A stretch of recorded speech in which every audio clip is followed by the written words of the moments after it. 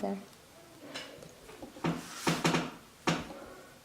So one story that I'd like you to tell that I remember you telling me before about Grandpa is a story about him, like I don't know if he got caught, like when he was like bootlegging or something, like. Well, he drove a truck for a bootlegger. He'd go up north and he would haul whiskey to bootleg whiskey to Chicago. And one time he got hijacked by another bootlegger, and they would steal the truck, and then they'd have their truck there, and they would pack the two trucks together, and they would take all the barrels of whiskey off of his truck and put them in their truck. So when the guy told my dad to get out of the truck, he motioned with his gun like that and shot a hole through his radiator with his pistol. So, but eventually he got caught by the federal agents, and in fact, he signed everything over to my mother. And before the thing came to trial, prohibition was repealed, and then everything was dropped. So if prohibition wouldn't have been repealed, he would have had to go to jail. Well, or something, or whatever. Huh. So was he in jail for that time then, Grandpa was? No. No, because they caught him, but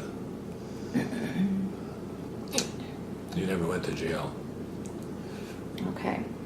So my next question for you is, who was the most important person in your life?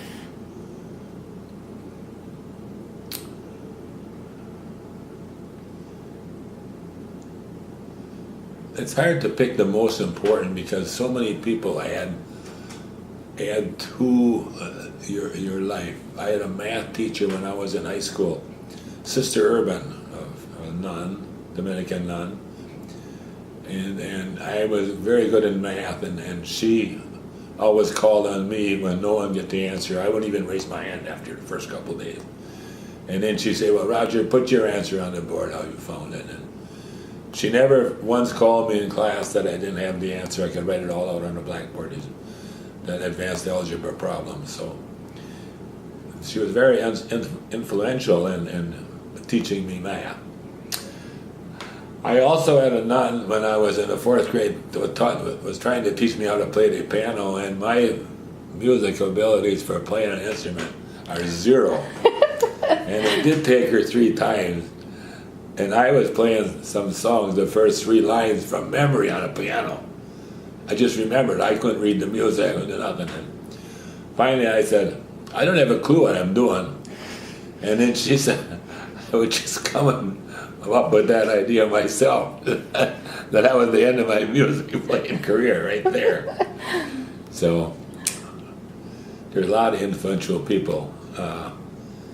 My dad and his work ethics, and my dad would say, if I had some idea that he had an old Maytag wash machine motor that he fitted to a real tight mower, and I was only about 9 or 10, and he mounted this, he cut off widened out this old real mower, put a pulley on it, and then he ran this with an old Maytag wash machine, and they had a foot pedal start.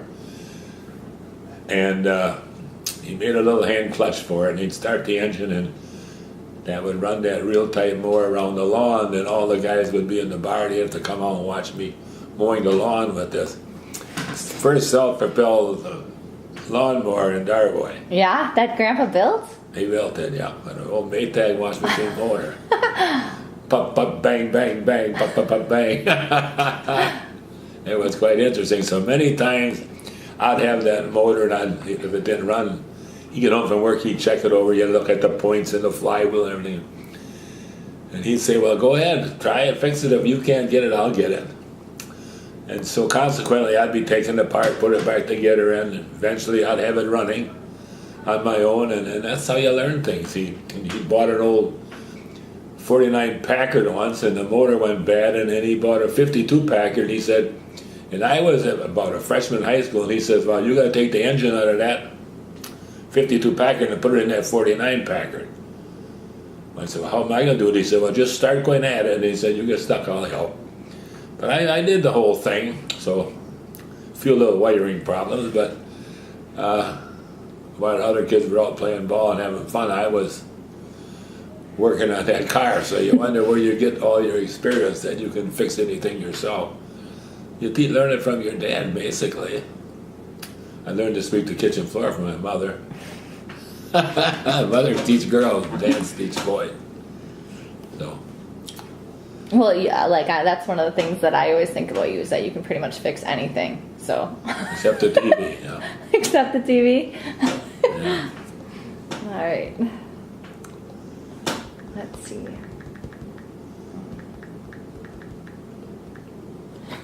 Okay, how did you propose to Mom? Well, it was her birthday was on February 18th, and on February 14th is Valentine's Day. So on February 14th, I just got her some little thing.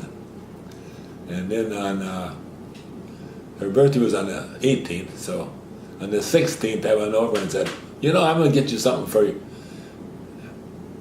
better for Valentine's Day and for your birthday.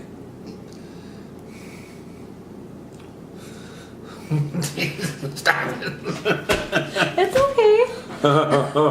That's okay. And then I gave her an engagement ring. Where were you guys? At her apartment. And I just went to the door to get her, and then before we walked out to the car, then I reached in my pocket, opened a hard carved engagement ring. Sure, she didn't have to say yes. I knew she would. Well, she said yes. Good thing. 9 of us are pretty dependent on that yes. Yeah, that was good. We were so in love. We were so in love. And when you're really in love with somebody, you miss them all the time. When you aren't seeing them, before you're married, you miss them. All day long you're thinking about them. But can't wait till I see her tonight, And we'd go down by the lake. I had a friend that had a cottage on the lake, and we'd go down on the lake, and then we'd walk on this pier. We'd just sit there, the waves coming in, and talk for hours. She wanted 12 kids, and I said that's kind of many, because I was one of 12. So we ended up with 9. We did pretty good.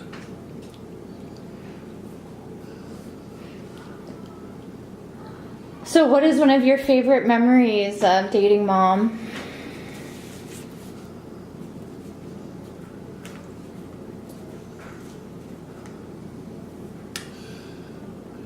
Or even your child? We dated so steady for that year before we got married that it's hard to pick out just one particular thing. But just as an example, she worked at Kimberly-Clark and I worked down in the flats in Appleton. And I had a little motor on an aluminum boat I won in a conservation raffle. I won a 12-foot aluminum boat, and I bought a 7.5 horse Mercury motor, an old one, and I built a boat trailer. We didn't always get home with it, but it'd fall apart once in a while. I wasn't the best welder in those days. But a lot of our days I'd pick her up after work at Kimberly-Clark, and I'd take her to her apartment. Was only about 5 blocks from, and she would walk to work and walk back. I'd pick her up right at Kimberly-Clark where she worked, take her to her apartment, she'd change clothes, come out, and then we weren't allowed into her apartments because they had 5 different girls staying, or 3 girls staying up there. And their landlord, they lived there too, and they didn't want any boyfriends to be in there. So anyway, I'd pick her up and we'd go fishing, and so we'd get on at like 4 o'clock. We'd head for Poigan or Winnebago, and we'd fish till dark, and then we'd come home, and that's how we spent our time. I mean, nice it was. I mean, we both loved to fish. She loves to fish to this day. She was everything a man could want in a woman. Everything.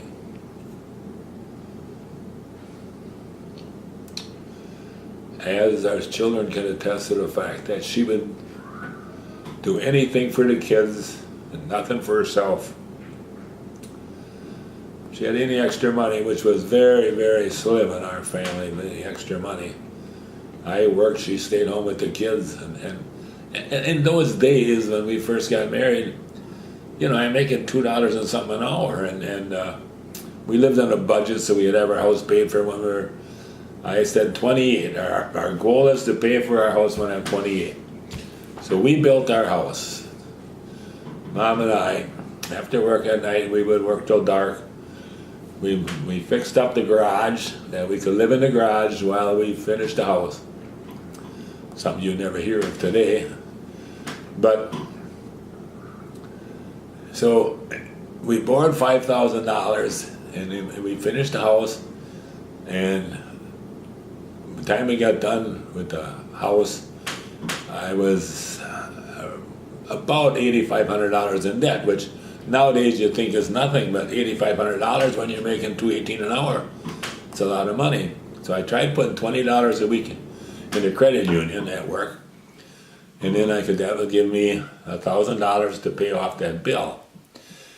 And we bought all used stuff in the house. We didn't put in carpet, we put in tile in our living room and bedrooms and so on, and we didn't spend any extra money for anything extravagant. I drove an old car, and our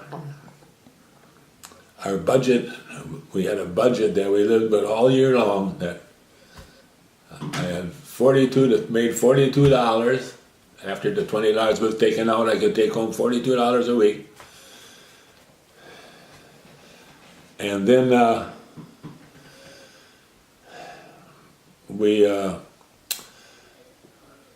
would buy our meat and a pig and a cow, and I'd cut them up myself, and we'd freeze it in the winter time out on the hood of the car. And we had a freezer then and a refrigerator, and I mean, you know, as a little kid you didn't even have freezers and refrigerators.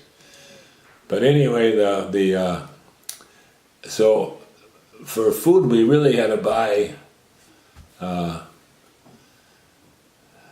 all these. If we had the meat and I raised potatoes, I'd buy like 800 pounds a year from McDougall up in Antigo. And so we had potatoes and we had meat.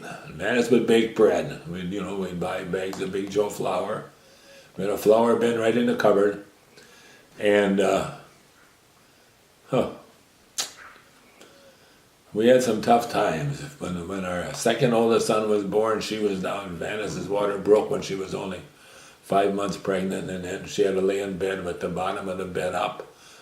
And then it healed, and then when she was good again. Then when she was 7 months pregnant, the water broke again. And then she went to the hospital, and then it ended up at that time that Keith was born, and then he was born at 4 pounds something, which was very small in those days. Nowadays they can really take care of a baby that's born that young. But he had dusky spells, and he would die, and then they'd bring him back. So when